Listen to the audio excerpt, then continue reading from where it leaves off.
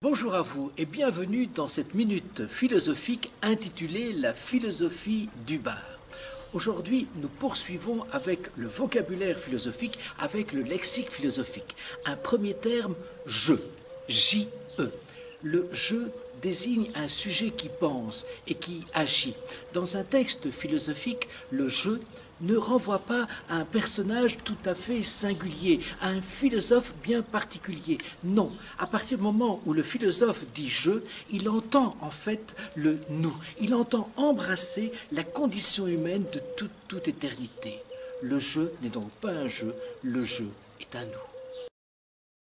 Pour les philosophes existentialistes, et je pense à l'existentialisme chrétien d'un Gabriel Marcel, je pense aussi à l'existentialisme athée d'un Jean-Paul Sartre, je, tu, montre l'importance de la relation interpersonnelle, c'est-à-dire de la relation entre des personnes, avant même la relation avec le monde, avant même la relation avec les choses. Ce qui prime, c'est donc bel et bien cette relation interpersonnelle.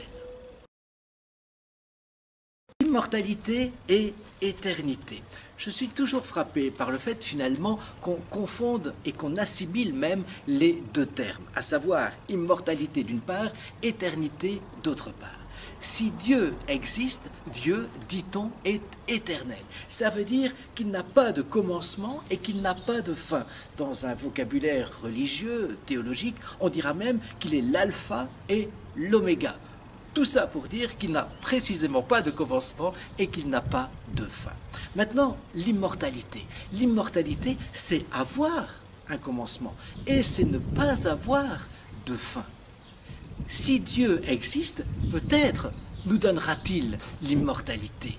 En tout cas, lorsque je dis à quelqu'un « notre amour est plus fort que la mort », ça semble présupposer quand même l'existence d'un Dieu d'amour qui viendra donner une immortalité à notre amour. Comment voulez-vous que le fini, en tout cas jusqu'à preuve du contraire, comment voulez-vous que le fini puisse engendrer l'infini ? Je t'aime plus fort que la mort, je crois que notre amour est immortel, ça présuppose l'existence d'un Dieu éternel d'amour qui viendra donner l'immortalité à notre amour.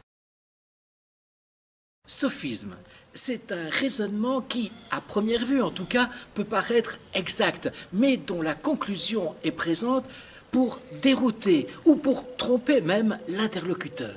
Je pense au sophisme suivant, c'est celui de l'homme voilé. Les sophistes s'approchaient de vous à l'époque et vous disaient « peux-tu connaître et ne pas connaître la même chose ?» Ben non, bien sûr. Voici un homme voilé. Le connais-tu? Ben non, je ne le connais pas puisqu'il est voilé. Oui, mais s'il se dévoile et s'il se révèle être ton père, le connais-tu? Ah oui, effectivement, tu vois bien, tu peux connaître et ne pas connaître la même chose. Sophisme de l'homme voilé.